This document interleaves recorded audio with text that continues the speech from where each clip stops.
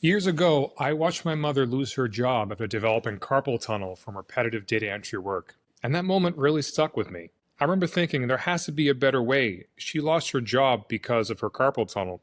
And that's what inspired me to create Connects, a tool that automates e-commerce accounting and operations so business owners can spend less time fixing spreadsheets and more time growing their companies. That's why I'm excited about today's guest. Jordan Summers is a director of growth at GrowthHit, a leading growth marketing agency that helps Shopify brands scale through SEO, email marketing, paid ads, and website optimizations for conversions. GrowthHit has worked with brands across industries, from startups to household names, helping them turn data into growth and build profitable, sustainable marketing systems. In this episode, we're focused on seven-figure Shopify brands and what it really takes to grow from 7 to 8 figures. In today's podcast, we'll talk about the strategies that separate fast-growing brands from the rest, how to improve conversion rates without increasing ad spend, why conversion rate optimization, also known as CRO, is the hidden lever behind sustainable scaling. For anyone new to the term, CRO means improving your website so a higher percentage of visitors take action,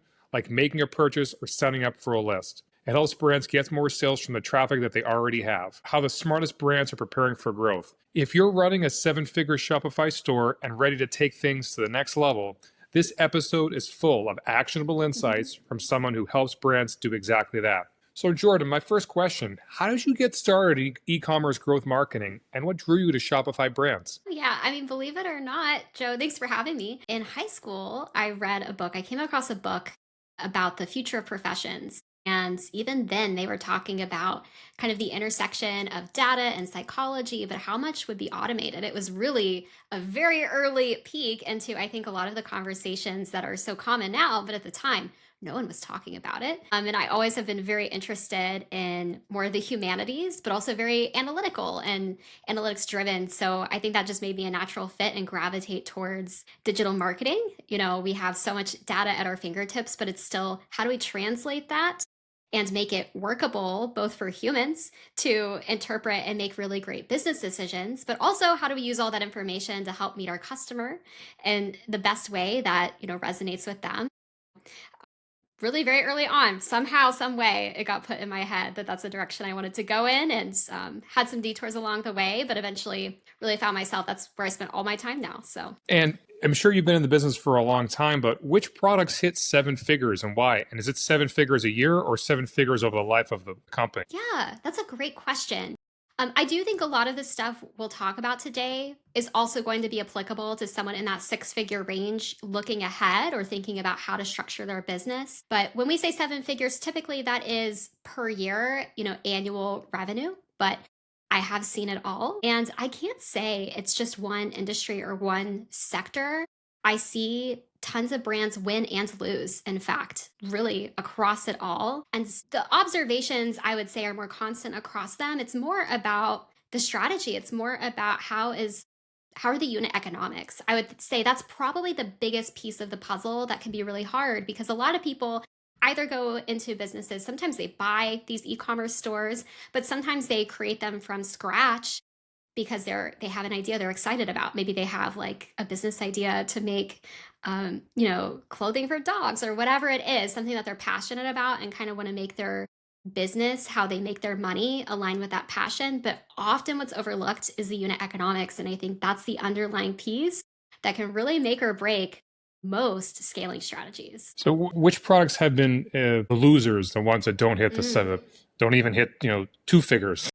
Yeah. I Well, mean, I mean, if a product can hit 6 figures, it's pretty good. It's not bad. I mean, that's decent revenue. But you mentioned unit economics. How does that all tie in? absolutely. And I would say there's a lot of businesses that founders and entrepreneurs can hit that 6 figure mark out of sheer will. I've seen it many, many times. Just people's personal work ethic and drive gets them across the finish line because they will do whatever it takes. If it takes cold calling thousands of customers, some people will do it, right? So I've seen many different businesses make it to that mark through that alone. But I would say the biggest differentiator in the businesses I see the most, and my expertise is the deepest for sure when it comes to paid advertising, And when we're using that as a growth lever, we really have to have a healthy average order value or average ticket size or average amount people are spending with you in a fairly short amount of time to make spending money on Facebook, on Instagram, on all these places make financial sense. On the other side of the coin, I see some heavily backed startups. They have a lot of cash, waste a lot of money for years. And Uber might even be an example of this, right? And as companies go public, you can start to read through their case and things like that and discover, wow, they're spending all of this money, but they're not even profitable because they're playing on a much longer game. And so that's something too I see people have a problem with. They're comparing their strategy with strategies that they see on YouTube or other places of these big businesses, but they're not playing a short-term profitability game. And most of the people I work with are.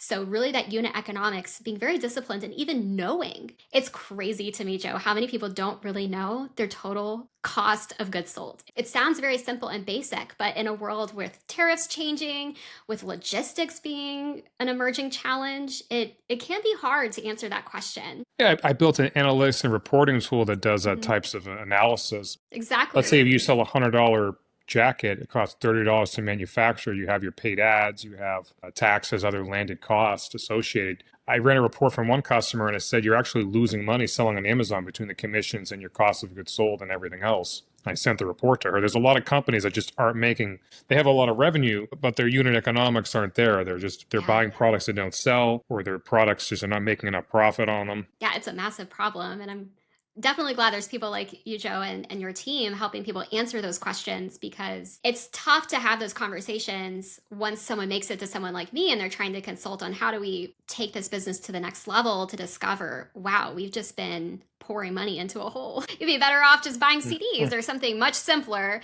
that takes a lot less effort. Yeah, I agree. Some businesses are just a lot of work to maintain. And what does a strong growth foundation look like before adding more ad spend? Like how do you maximize what you have before you start maximizing the ad spend? Sure. So I'm going to assume we have some type of product market fit. And what I mean by that is we have an addressable market. You could get into different analysis about the size of the addressable market, consulting terms. They have all these jargon words, but basically, is there a real audience for the thing that you want to sell? Do they have a real Mhm. problem or a real desire, a real aspiration that you help them meet? And our product meets that.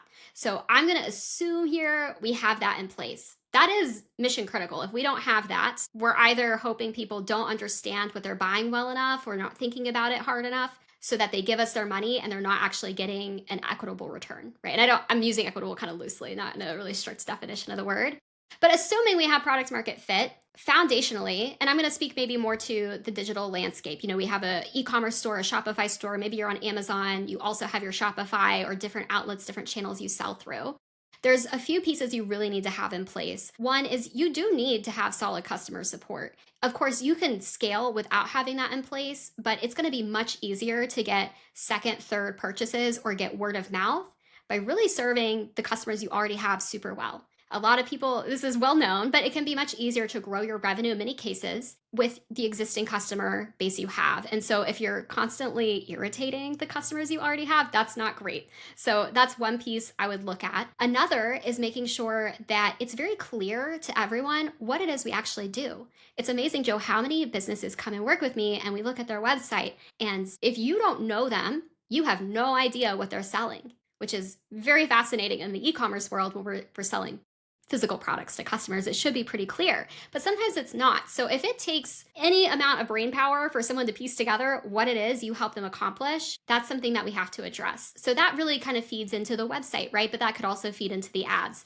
So a really crystal clear value proposition. So you have product market fit, then you have the value proposition, the value equation, how we're kind of telling people, hey, here's what we can help you achieve, and here is the solution. Beyond that, we have the customer service. Also want to make sure you have your email flow automations in check. So many people are getting people to the website, they're even getting an email, but they have really poor follow-up. So that's a leaky bucket that doesn't cost a lot of money at all to solve. Of course, you can iterate and improve over time. And there's more pieces, but I would say those, for somebody who is strapped on cash, those are some relatively easy things to improve before you start thinking about hiring somebody to redo more aspects of your website or spending money on ads. Yeah, I found even at Connects, we were trying to make our website look cool, and it's Mhm. not what people want. We found that we started calling customers, just asking them how they were. We could solve other business problems for them, or they had the Connect software set up incorrectly.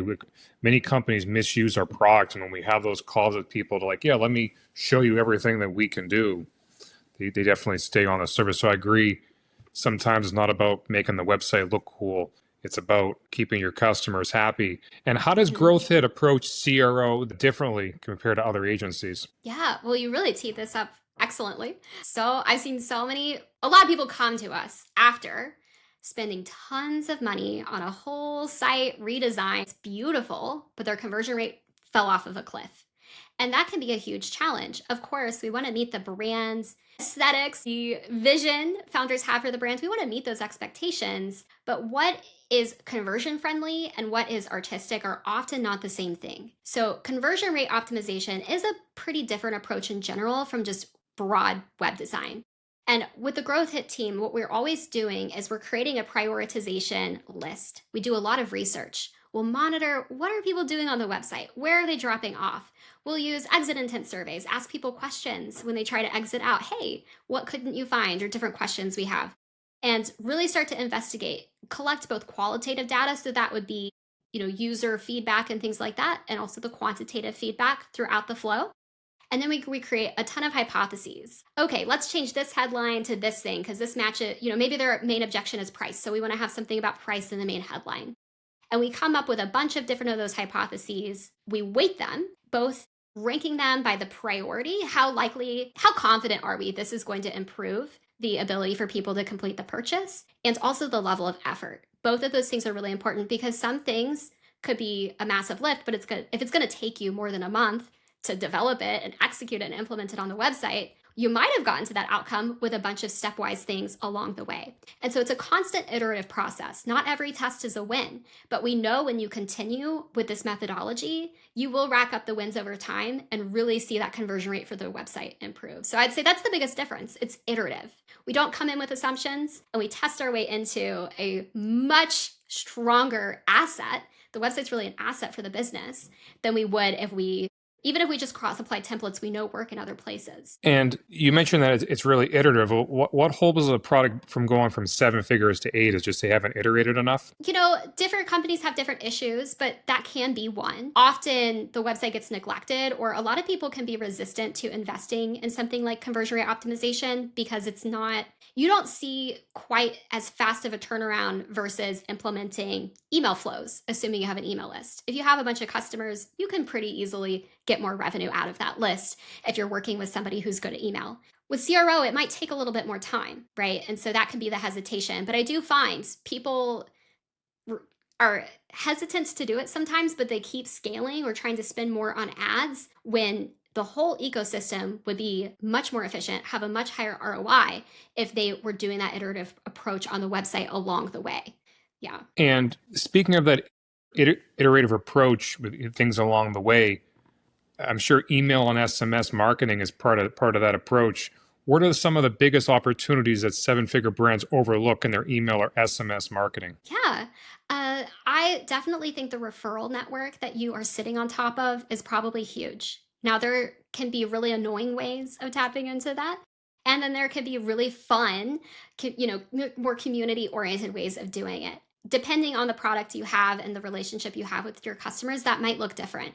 But really activating that list to create a referral network, I think is something people often overlook. I think often building community, there's more and more talk in the marketing world about communities and community building and how important that is to grow your business. Community is like a really big thing, but to kind of just take pieces out of it, how can we spread the word or incentivize the people who already love us to champion us more?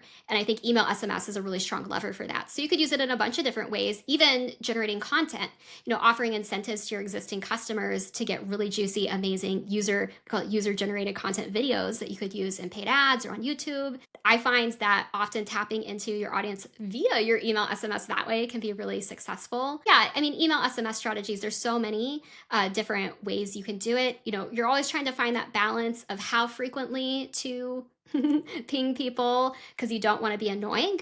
Something that you kind of notice with individual customer psychology is people go into like frenzy buying mode, and then they dial down, and then they kind of go into not buying. So as an individual person, thinking too about what are the lifestyle, not lifestyle, but life event triggers that might happen. If someone's moving, for example, they're going to buy, there's a million things they're going to buy, and they're very happy to spend money to make their life easier in that time period. So you do want to be in front of that person. You do want to keep making additional offers. So that post-purchase upsell, that, hey, you bought this, I think you would really like that, where it makes sense. I see sometimes people are too shy with using the email and SMS in the right situations where the customer would actually really happy to be reminded that you have all these other solutions for them. But also texting somebody 5 times a day, very low value stuff, also not great.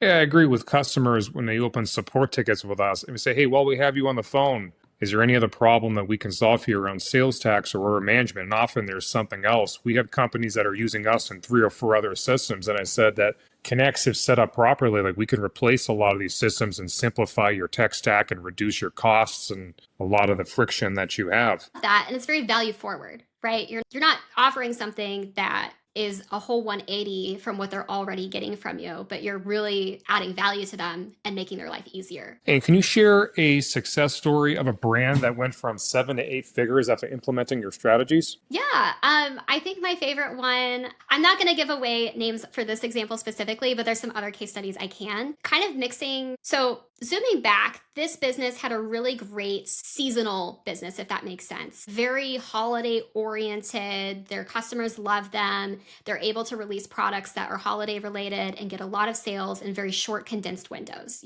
Valentine's Day rolls around and they can scoop up a ton of revenue catering to that specifically. We were able to layer on more of an evergreen approach on top of that. So that's amazing. That's also very anxiety producing for a lot of business owners when they make huge amounts of cash in very narrow windows and then things drop off because they're always kind of they're always a little worried, the ones I work with typically, that the next holiday is not going to quite meet expectations. So layering in a more evergreen foundational engine of growth underneath that really was the difference maker. So they were able to really increase the quarterly revenue on average a tremendous amount and then still dump more cash because they have more profit coming in. They were able to scale even more during those peak windows of the holidays. So I think I'm always trying to think, how do we get the best of both worlds? Of course, we live in a viral social media landscape, but how do we mirror that with something that's a little more stable, a little more steady, so we can get both sides of the barbell and have more net profit to cycle back into and grow the business? Exactly. It's all about improving your conversion ratio. Even I used to have former salespeople and they said 20% was a good ratio. I said, but you're wasting 80% of your time on the phone. I said, it's very expensive for the company. So it's all about improving your conversion ratio. We had a guest here and she does photography for Amazon and she was explaining how her pictures improved their conversion ratio because they had better looking photos. And the ones that before were blurry, they weren't very attractive, but hers are very nice and clear. So I agree with, with what you're saying. Now, what should Shopify brands focus on to make the most of shopping seasons like the holidays, like Valentine's Day, Christmas, and Mother's Day? Yeah, there are different things I think about, thinking about different levers. This is my main bread and butter, but I work with all the teams, so I see it all, and I'm involved in the strategy across it. For ads specifically, let's talk about it. We're paying more money usually on Black Friday weekends. The cost of the ads goes up. Often we're offering incentives that are the best deal ever that we never give, so we have a lower margin. We're getting hit on both sides of that unit economics equation. So I always like to coach people through what actually makes sense for us. Are we truly a holiday gift season type product? If so, great. There's some amazing strategies we can do. If not, how do we want to navigate it?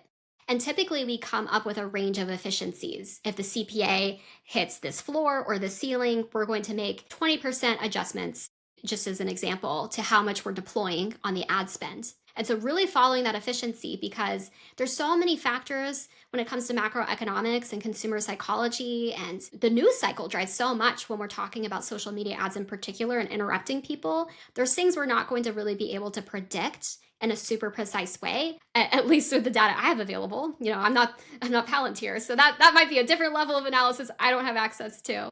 So we need to be a little bit flexible, but have our game plan in place. The brands that really scale the most in Q4 that I work with have a longer strategy.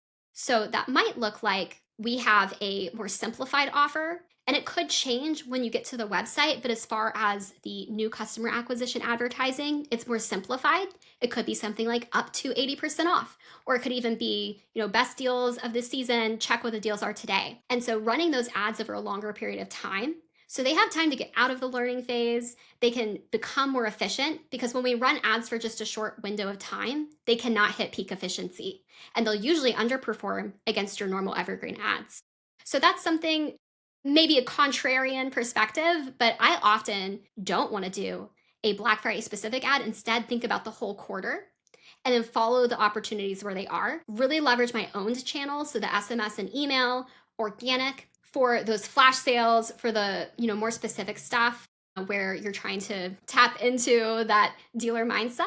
But don't lose the bigger picture, because the last thing you want to do is derail an ad program, especially with very low value customers. Train the algorithm on those people, and then it takes 6 months to dig yourself out of that hole with the algorithm. Yeah, I met someone, he ran I think it was a window cleaning business, and he mentioned he spent a great deal on ads. And he got a bunch of bad fit customers and they couldn't handle them. It's even here at Connects, like some of the cost per click for some of the words we're seeking have really high, and we have a fairly low cost value as of the time of writing this video. And we definitely, if we're going to pay for leads, we want higher value leads. Whereas if it's just a referral and they found us, you can afford the lower cost customers. So I agree what you're saying. You want to train those ads on higher value users. And looking ahead, how do you see AI and automation transforming the growth marketing for e-commerce brands? Yeah, it already has. Facebook is probably one of the best AIs that you can purchase on the market. And what I mean by that is the algorithm itself. It's been leveraging AI technology forever.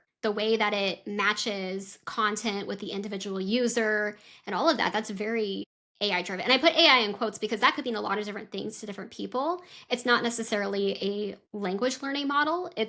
But it is a statistical projection model to try to understand how to allocate dollars for you. Mm-hmm. So it's been here a long time. I think what people are looking at now a lot more is its impact on the creative, and Meta and Google have integrated some of these tools. Google has a studio in there now, so you can upload very remedial images and it will create videos for you. Some of them are not amazing, but it's only going to get better. We use AI a ton to get more mileage out of our creative assets. So talking about the photography, there's a lot of AI that could, kind of modify existing assets to make them look crisper, look better. It's not perfect and it's not a great fit for every single use case, but more and more and more we are using it. I really love, especially with the VO3 model and some of those other tools. And I'm sure if someone's watching this in 3 months, the tool that's at the top of my list is going to be different, right? That's the thing too. But being able to animate static images into things that are more videography with movement, that is huge for some of these smaller brands that cannot afford true videographers to. And you also don't know, especially in something like apparel, which outfit, which thing really captures the audience and scales. You don't always know ahead of time, so you may not have the full suite of images and videos that you would like from the photo shoot. So you can animate these static images. I think that's a really exciting application. But of course, copywriting is super easy to do with AI. I think most people can do that on their own. There's tons of templates. We have some that we share for free through our stuff if you want them. But yeah, it touches every single thing. I think personally, as a practitioner, I am more interested in how it distributes the ads, how it serves the ads, and even attribution in a way. But I think most people are more excited about the visual stuff. Yeah, my company, we use ChatGPT, the version 5, as of this video to help us write a lot of code and troubleshoot errors, and it's been really helpful and speeds up time, and just gets really good looking code done very fast. Mm-hmm. Jordan, I want a huge thanks for coming to our show today. I really love learning about Shopify brands. If you're a 7-figure Shopify brand ready to scale smarter and move towards 8 figures, check out growthhit.com. And if you want to automate your e-commerce accounting so you can focus on growth, visit connectecommerce.com. Don't forget to subscribe, review, and share this episode. Thank you, everybody.